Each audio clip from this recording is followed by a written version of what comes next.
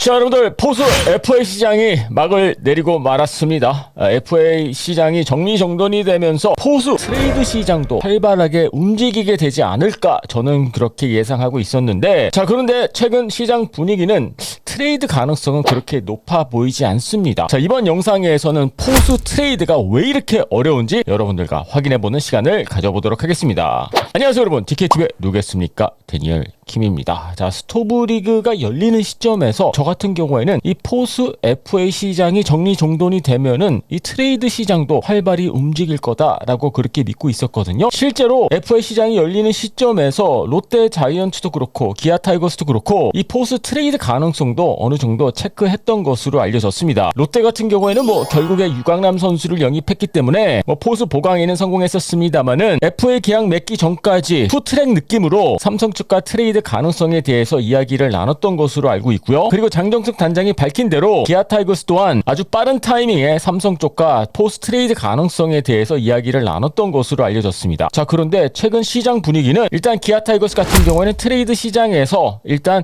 철수한 것으로 보여지고요. 상당히 이 포스 트레이드가 시간이 흐르면 흐를수록 말이죠, 가능성이 낮아지고 있는 것은 사실입니다. 자, 그렇다면 여러분들은 그 이유가 뭐라고 생각하십니까? 자, 일단 삼성 라이온스, 이제는 포수 강국 아니겠습니까? 결국에는 이 키는 삼성이 쥐고 있는데, 자, 올 시즌 삼성 라이온스 포수 포지션에서 기록했던 WR이 3.50이고요. KBO 리그 전체 2위에 해당하는 기록입니다. 단순히 베테랑 선수들만 있는 게 아니라, 물론 강민호, 김태군 선수는 KBO 리그에서 검증된 포수들 아니겠습니까? 그런데 김재성 선수까지 버티고 있거든요. 삼성 같은 경우에는 현재 그리고 미래까지 이 포수 포지션이 어느 정도 준비가 되어 있는 상황입니다. 그리고 3명의 포수를 보유한 팀의 입장에서는 윈윈 트레이드 느낌으로 트레이드 카드 맞춰서 포수가 3명이나 있기 때문에 포수 1명 내주고 삼성이 필요한 부분들 채울 수도 있지 않겠느냐, 이렇게 생각하실 수도 있겠죠. 저 또한 그렇게 생각을 했기 때문에 결국에는 삼성이 트레이드를 하게 되지 않을까 그렇게 생각하고 있었습니다. 자, 하지만 시간이 흐르면 흐를수록 이 트레이드 가능성이 점점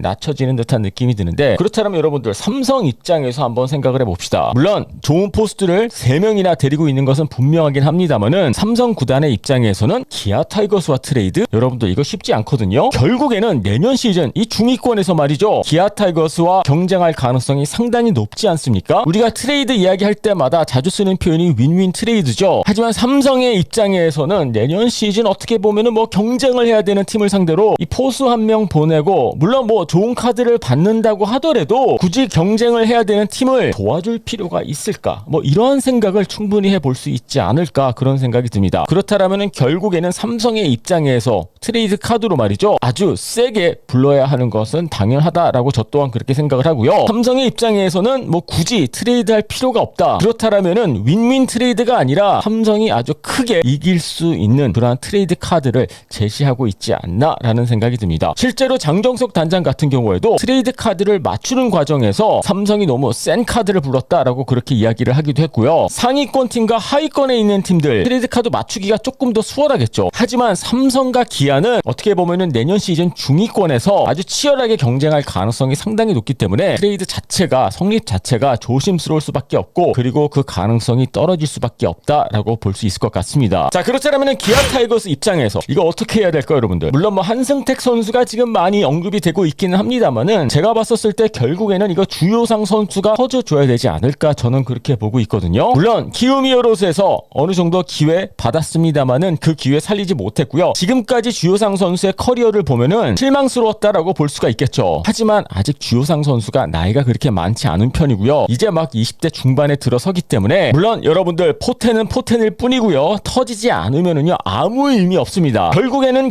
기아 타이거스 입장에서는 주요상 선수한테 기대를 조금 걸어야 되지 않을까. 그리고 어떻게 보면은 주요상 선수에게는 정말 중요한 기회가 찾아온 거 아니겠습니까? 그 기회를 살릴 수 있을지, 일단은 트레이드가 어렵기 때문에 기아 타이거스 입장에서는 특히 시즌 초반 주요상 선수의 활약을 눈여겨봐야 될 것 같습니다. 자, 그리고 포수 포지션 이야기하면서 꼭 이야기할 팀이 있거든요. 바로 KT 위즈입니다. KT가 발빠르게 그리고 조용히 이 포수 포지션을 잘 정리한 팀이 아닌가 저는 그렇게 보고 있거든요. 작년 시즌 FA 시장에서 장성우 선수와 재계약을 맺었었고요. 그리고 장성우 선수 올 시즌 WAR 3.39를 기록을 했고요. 홈런 18개를 기록을 하고 최고의 시즌을 보냈습니다. 근데 작년에 KT 위즈가 장성우 선수 4년 총액 40여 개 재계약한 거 여러분들 다들 기억하고 계시죠? 물론 42억도 엄청나게 큰 돈이긴 합니다만은 지금 와서 생각을 해봤었을 때 정말 좋은 가격에 장성우 선수와 재계약을 맺은 게 아닌가라는 생각이 들기도 하고, 그리고 또 백업 포수 김준태 선수 있지 않습니까? 작년 시즌 KT에서 서프라이즈 활약을 보여줬고요. WAR 1.82를 기록을 했습니다. 그래서 은근히 KT가 발빠르게 움직이면서 아주 조용히 말이죠, 포수 포지션 세팅을 잘한 팀이 아닌가 저는 그렇게 보고 있습니다. 자, 일단 지금 이 시점에서 트레이드 시장은 얼어붙어 있다라고 보시면 될 것 같고요. 하지만 여러분들 다들 아시다시피 시장 환경은 또 급격히 바뀔 수 있기 때문에 트레이드라는 것은 시즌 바로 직전에도 성사될 수가 있고 시즌 중에도 가능한 게 또 트레이드 아니겠습니까? 시간이 조금 흐르면서 상황이 조금 바뀌면서 트레이드 가능성이 조금 올라갈 수는 있겠죠. 하지만 한 가지 분명한 것은 포수 트레이드는 올 시즌도 상당히 성사되기 어렵다라고 봐야 될 것 같습니다. 자, 여러분들은 포수 트레이드 가능성에 대해서 어떻게 보고 계십니까? 여러분들의 의견 궁금하니까는요, 밑에 댓글란에 올려주시고요. 유튜브로 보고 계신 분들은요, 구독 버튼 눌러주시고요. DKTV는 오늘 저녁 11시에 야구 상담소로 찾아뵙도록 하겠습니다.